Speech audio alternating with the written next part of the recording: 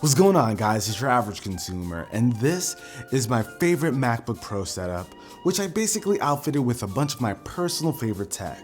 And just to give you guys some context, this is where Ari and I will be doing all of our editing, unless we're working on the go, but I wanted it to be comfortable and for it to fit all of our needs, and it does. This whole entire setup is powered by a 15-inch MacBook Pro with Touch Bar, and for my spec heads, this is the configuration I'm using. And shout out to D-Brand for the black dragon skin you see here.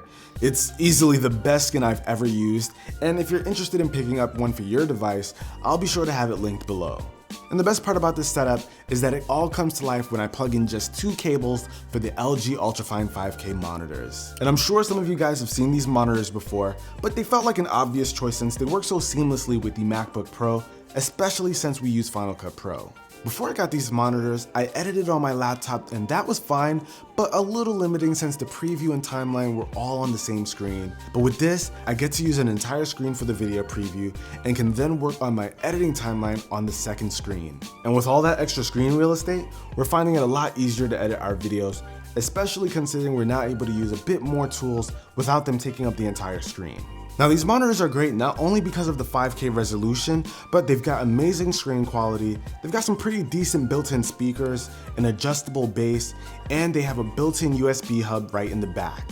You get 3 USB Type-C ports, and I pretty much have them all outfitted with this Aukey USB 3.0 adapters, which makes my life a lot easier when I have to plug in devices that don't use USB Type-C. And it's also great because when I dock in my MacBook, all of the accessories I have on the desk are automatically connected to it. And I know these have a bit of a bad rep due to router and Wi-Fi issues, but mine have been working just fine for me without any issues at all so far.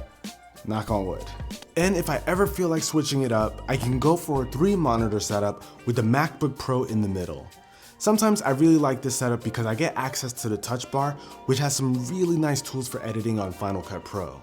Apple, if you're listening, please make a Magic Keyboard with Touch Bar.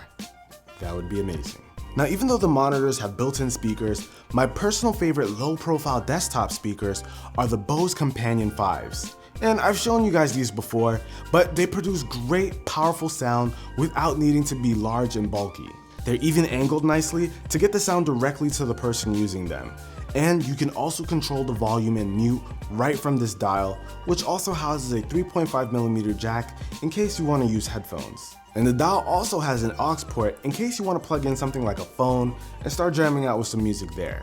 And speaking of headphones, one of my favorites at the moment are the Sony Mdr 1000X. They can be used wired or with Bluetooth, which is a nice bonus since they have a ton of features, which makes them one of the most advanced headphones out right now. But be sure to click the link below to check out my last video about these if you want the full details on them, or if you want to enter the giveaway I've got going on for them right now.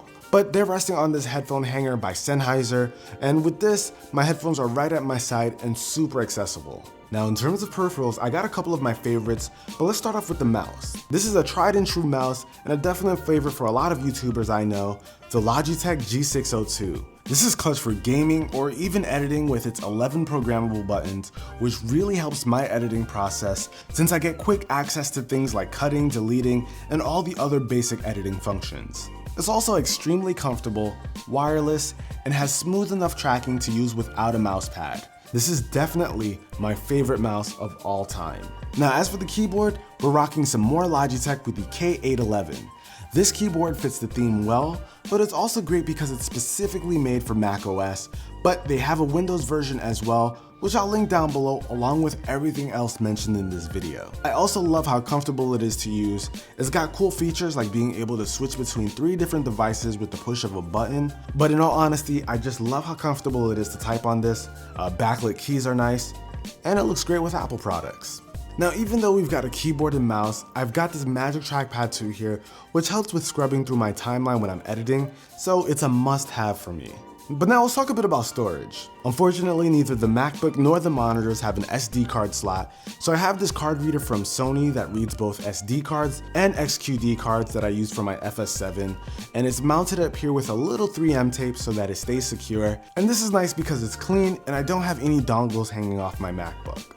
And right under that, I have a 1TB SSD from Glyph that I went through some growing pains with, but it's turned out to be pretty awesome portable storage. It's a very fast drive, and I'm even able to edit projects directly off of it, which is awesome if I need to pass off a project to Ari. And I've also got this little stand to rest my iPhone 7 Plus and to keep it charged. And yes, I made the switch back because I honestly miss the synergy between the iPhone and MacBook, especially considering the MacBook Pro is my main computer. But that's my MacBook Pro setup / editing station. And just remember, this is what works for me and my workflow. Me and Ari kind of like how this is set up, and it's been working out pretty well for us. But if you guys are interested in any of the cosmetic pieces like that dope Gundam, or maybe that lamp, I'll have links to those down below in the description as well. Hopefully you guys enjoyed this video. If you did, be the cool guy or girl that gives this video a thumbs up, and I'll catch you guys in the next one. Till then, it's your average consumer. Peace.